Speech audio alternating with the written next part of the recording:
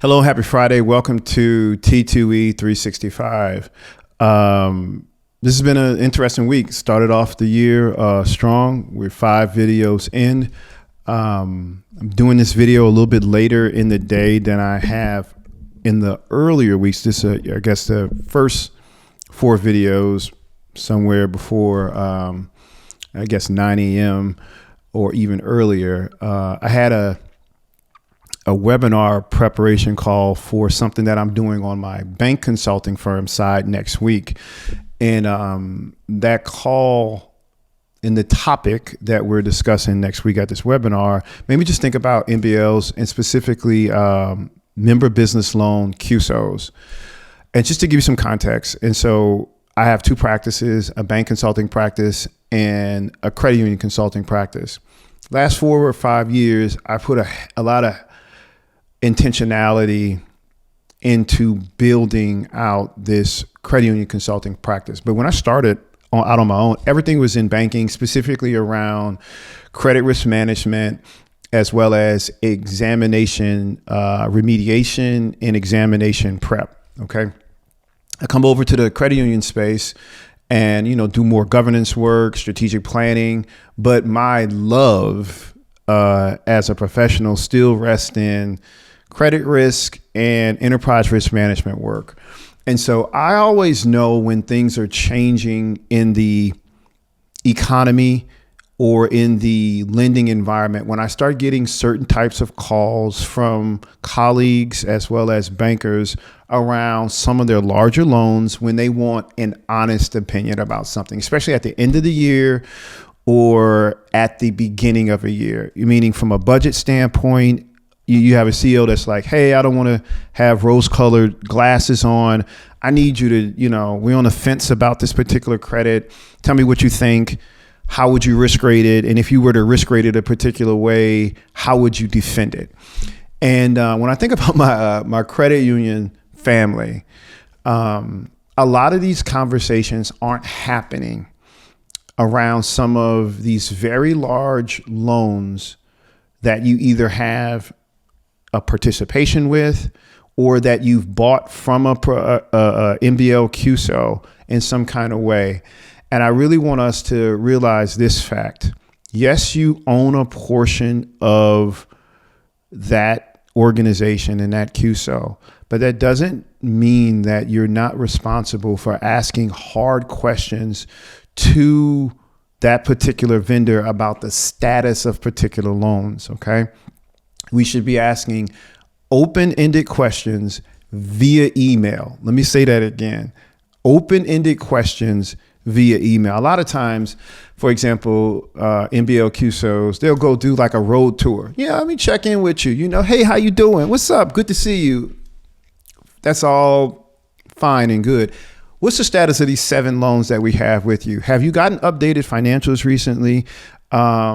Are there any concerns about the risk ratings? Have there been any deterioration in the income and the debt service coverage? Basically, you need to cut through some of the pleasantries and know that if you have to eat a loss, you're going to eat that loss. And all that, fuzzy stuff is not going to matter. And so what you want to be able to do is, though, have a date stamp that says, hey, I asked you in January, what was the status of that loan? You told me everything was okay. I entrusted you because I'm say you're a CEO that's or a credit union professional where your core skill set isn't NBL. So you went out and you found talent. And let me be clear, there's a lot of amazing talent in the NBL CUSO world. Okay. But I have found in some instances that some of the things that these individuals know they wouldn't be able to get away with in the community banking world, they bring some of these bad habits over into the credit union world, and we end up suffering for a la tax medallions, a couple of other less publicized instances of losses that credit unions have had on some of these loans. Okay. And so again, this isn't gloom and doom. This is just being pragmatic with your vendor, having an open conversation about the status of some of the larger loans that you have on your portfolio. So let's get back to it about what you should be asked. Hey, have there been any risk rating changes recently? Are our risk ratings commensurate with what's reflected on the balance sheet and income statement of that credit union? Let me tell you why that's of that particular business that we have a loan with. Risk ratings in the credit union space are all over the place. Meaning, if you go into a bank, a special mention loan is a special mention loan. The definition of it is the same. A substandard loan is a substandard loan. The definition is the same. The NCUA decided not to, when credit unions decided to get into member business lending, they said, you know what, we're not going to bring on or bring with us the risk rating characteristics from community banking. So in the credit union space, you can have 100 different credit unions with a different definition for special mention. Okay. And so one of the reasons why you need to ask more open-ended questions, because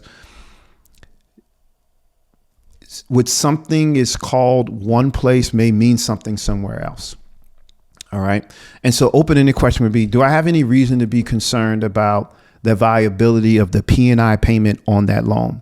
Now we've taken the definition piece out of it. Do we have any concerns about the P&I payment for that loan in the next 6 to 9 months, based on the information you've received from the borrower? Or here's another open-ended question. Are there any MBL loans that we have where we haven't received financials in the last year and a half, 2 years? Can I see those loans, and how are we going about getting information so that we can know what our risk is in that particular credit facility? These should not be confrontational questions. No one should shy away from you. Someone should lean into this answer and give you that information in a timely manner. Okay. Last thing, and it's just a best practice. Don't have the same organization or CUSO that recommended the participation also be the same organization doing your MBL audits. There's no rule that says they can't. But I give an example in the community banking world, the lender can provide an opinion on the risk rating, but there's also a chief credit officer, and there's also a loan review manager outside of the loan production function that would also have some perspective on the loan. In the credit union space, there's a lot of instances where the MBL CUSO is providing the opportunity, underwriting the opportunity, and also doing the loan review and confirming the risk rating. And that is, in my opinion, a significant structural weakness. And so as I close, just take a look at your MBL portfolio. CRE is going to be a bit rocky this year. And otherwise, thank you for your time, and have a great weekend.